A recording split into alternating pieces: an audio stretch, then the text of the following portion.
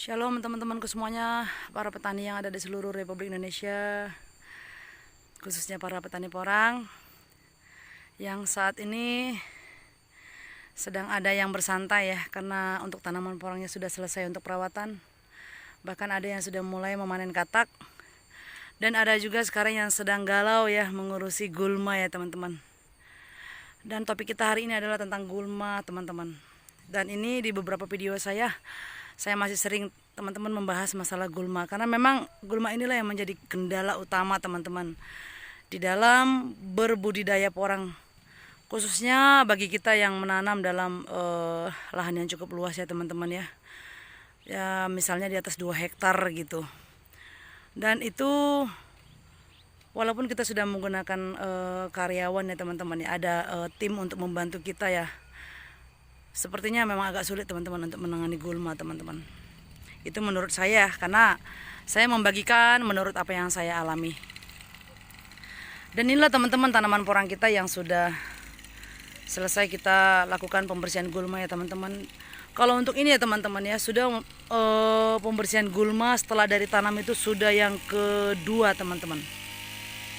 Sudah yang kedua. Nah, dan ini sebentar lagi mau masuk yang ketiga ya teman-teman.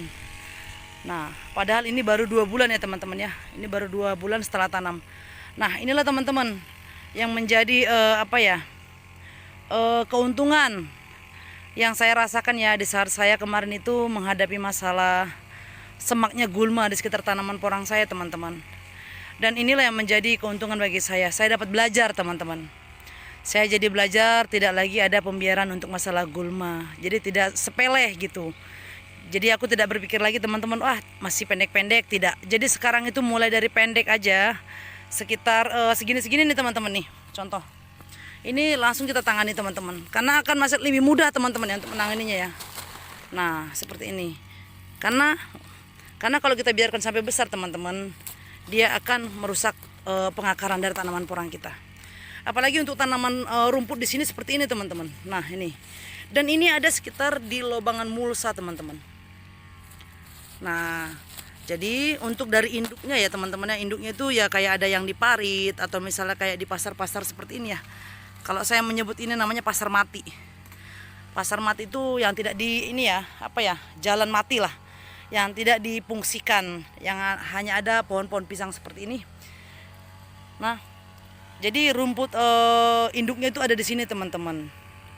Nah, kalau kita biarkan dalam waktu satu bulan saja teman-teman, dia akan menjalar ke sini teman-teman. Jadi rambatannya itu bisa penuh teman-teman. Jadi kita juga tidak bisa mengabaikan bagian yang ini teman-teman. Seperti ini. Yang ini kan sudah dipotong ya teman-teman ya. Nah, sama seperti itu yang sekitar pohon pisang sudah tidak semak lagi ya teman-teman ya. Nah, ini sekarang teman-teman. Seperti ini. Ini nanti kita akan potong teman-teman ya rumputnya. Dan di tempat saya ini teman-teman banyak duri teman-teman. Seperti ini ya. Durinya ini, nah seperti ini teman-teman. Dan kena ke tangan saya ya. Nah, kelihatan nggak? Ya seperti ini. Nah ini hampir setiap saat kita hadapi ya teman-teman. Di saat sambil membersihkan gulma gitu teman-teman. Kadang tangan kita suka ketarik. Walaupun terkadang kita menggunakan sarung tangan ya. Kalau pohonnya lebih besar daripada ini, ya kita harus melakukan pemotongan terlebih dahulu teman-teman. Nah, jadi kembali lagi teman-teman ke masalah yang tadi yang saya bilang keuntungan tadi bagi saya atas pengalaman-pengalaman saya di 2 kali ya membersihkan gulma di lahan ini. Jadi nanti ini saat masih kecil-kecil seperti ini teman-teman ya, di saat dia sudah ada pertumbuhan baru, langsung kita berantas menggunakan herbisida teman-teman. Dan akan memudahkan pekerjaan kita.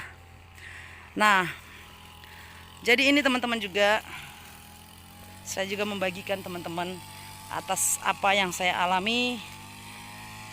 Seperti ini teman-teman, untuk gulma teman-teman. Ini sudah dilakukan pembersihan 1 kali teman-teman, 1 kali setelah tanam. Seperti ini gulmanya teman-teman. Luar biasa sekali ya. Jadi saya itu sebenarnya di sini juga ingin membagikan pengalaman saya teman-teman, khususnya para bos-bos ya. yang ingin membudidayakan porang ya di musim yang akan datang. Ya, lebih ini ya, lebih mempertimbangkan banyak hal. Karena apa ya?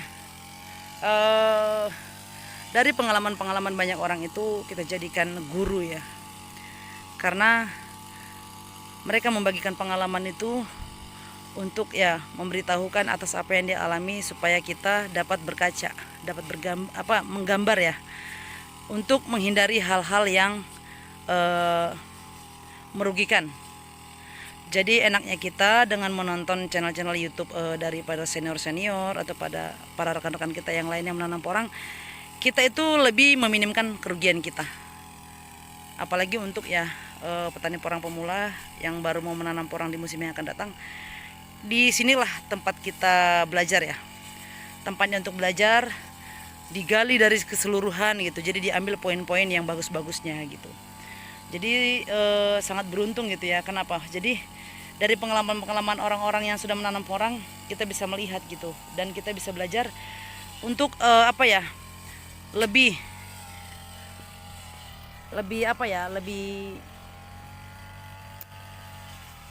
hati-hati gitu. Jadi tidak gegabah lagi mengambil keputusan. Nah, seperti ini kan saya sampai menggunakan alat potong rumput ya untuk membantai yang di sekitar sini teman-teman. Untuk sekitar sini, sekitar paritnya ya. Setelah nanti dibantai, dipotong, kita akan bersihkan bagian ini teman-teman. Nah, seperti ini saya baru lakukan pembersihan teman-teman. Saya cabut. Nah, jadi nanti saya tidak akan pernah biarkan lagi gulma di sini sampai tinggi teman-teman. Jadi saya langsung herbisida teman-teman. Jadi sekarang saya belajar lebih berfokus kepada penanganan gulma ya. Karena gulma ini menurut saya yang paling berat teman-teman. Karena gulma itu sangat mengganggu ya kinerja kita dalam merawat tanaman porang kita.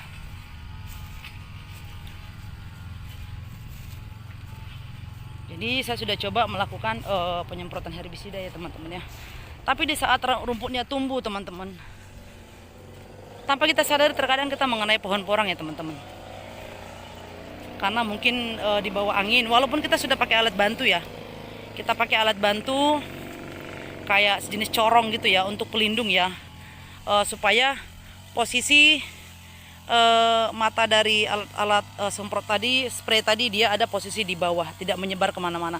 Tapi kalau kita menyemprotnya pas lagi posisi ada angin ya teman-teman, seperti ini, dia terkena ya teman-teman ya. Dan ini banyak teman-teman yang terkena karena gulma sempat tinggi seperti ini teman-teman.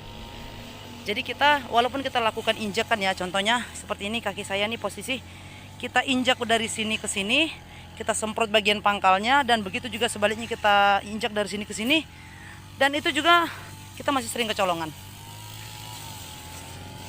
Dan saya ini membagikan berdasarkan pengalaman saya sendiri ya teman-teman ya.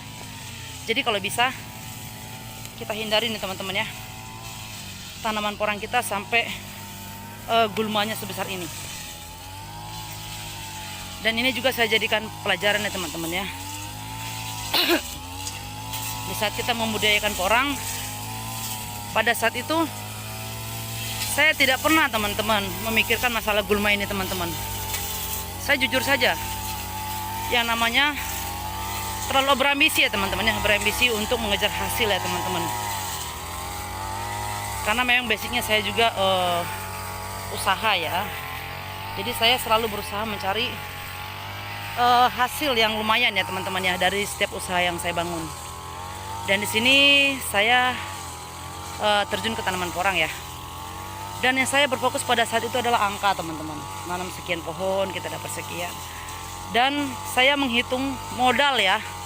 Modal itu berdasarkan apa yang ini ya, yang berat-berat. Contohnya saya hitung bibit, sewa lahan, terus mulsa, pupuk, dan saya hitung ya berapa musim tanam. Dan saya tidak mempertimbangkan ya teman-teman ya, bahwa ada kendala yang sangat berbahaya teman-teman, yaitu gulma. Apalagi kita menanam dalam jumlah yang luas. Ya, kalau kita tidak persiapkan secara matang ya dari awal, sebelum kita menanam porang, kita membuat rincian-rincian ya pengeluaran tentang gulma, penanganan gulma ini teman-teman. Wah, kacau. Ternyata gulma ini masuk ya teman-teman ya, kebutuhan yang paling penting ya teman-teman, di peringkat ketiga. Ya, di peringkat ketiga. Untuk kebutuhan ya, kebutuhan. Dan ini kemarin yang sudah dibersihkan teman-teman. Sudah 2 minggu ya seperti ini. Dan ini akan saya jaga teman-teman. Dan ini adalah seperti ini nih ya teman-teman. Kenapa bisa semak seperti ini? Ada di bagian belakang teman-teman, di bagian belakang dari lahan kita. Jadi ini semua teman-teman di bagian belakang. Nah, kalau yang bersih itu teman-teman ada di bagian depan sana, di dekat gubuk. Dan inilah yang sering lepas dari pantauan. Dan saya belajar juga teman-teman. Jadi kalau saya mengontrol sesuatu hal itu dari tanaman porang saya akan berfokus kepada bagian-bagian yang jauh dari gubuk kita. Saya akan pantau seperti ini teman-teman ya. Nih, ini kemarin saya semprot ya gulmanya teman-teman ya. Nih seperti ini. Dan ini sudah hampir 2 minggu teman-teman. Ini 2 minggu dari saya setelah menyemprotkan herbisida ya. Nah seperti ini, membantu ya teman-teman ya. Sangat membantu sebenarnya. Ini saya nyemprot kemarin dan itu. Dan kita hanya membersihkan tinggal bagian mulsa teman-teman. Sangat membantu sebenarnya herbisida ini, kalau kita paham cara pengaplikasiannya. Jadi tidak mengenai tanaman porang kita yang ada di mulsa. Seperti itu ya teman-teman, pada mati semuanya. Tapi dia membutuhkan waktu. Ya minimal 1 minggu lah teman-teman, baru kelihatan hasil dari kerja kita teman-teman. Karena ini kita menggunakan Roundup ya teman-teman, yang sampai busuk ke akar ya teman-teman ya. Nah, seperti ini. Jadi nanti di saat gulma baru tumbuh, kita langsung semprot teman-teman, supaya tidak sampai tinggi lagi dan tidak sampai merusak pertumbuhan tanaman porang kita yang ada di mulsa. Setelah saya lakukan pembersihan teman-teman, akhirnya saya tahu teman-teman, ada beberapa yang tidak tumbuh gitu loh. Ke tanaman ini kekurangan apa. Jadi saya tahu teman-teman, kan kalau kemarin kan semangnya itu hampir 1 meter teman-teman. Jadi pohon porang tidak kelihatan teman-teman, boro-boro pohon porang, mulsa juga tidak kelihatan. Dan disinilah saya mengambil kesimpulan ya teman-teman ya, atas apa yang saya alami, bahwa gulma tersebut di saat kita mau merancangkan menanam tanaman porang, dia ada di posisi ketiga teman-teman, yang harus kita perhitungkan. Bibit, lahan dan perlengkapannya, contohnya kayak kompos dan gulma. Jadi di gulma ini kalau kita tidak hati-hati sekali teman-teman, dan kita tidak ada perhitungan yang matang teman-teman, gulma ini luar biasa teman-teman pengeluarannya. Jadi inilah yang dapat saya bagikan teman-temanku. Ambil baiknya, ambil yang penting-pentingnya. Saya membagikan berdasarkan pengalaman saya yang langsung saya alami di musim tanam tahun ini. Jadi jangan gegabah untuk para petani porang pemula yang akan menanam porang di musim yang akan datang. Belajarlah dari orang-orang yang sudah menanam porang. Lihat keluhan-keluhan mereka apa. Belajarlah dari situ. Jadi saudara-saudaraku bisa memperkecil kemungkinan kerugian karena banyaknya pengalaman yang sudah saudaraku lihat. Oke teman-temanku, terima kasih. Sukses terus, tetap semangat, jangan kendor, jangan loyo. Kalau loyo minumnya susu jahe. Terima kasih.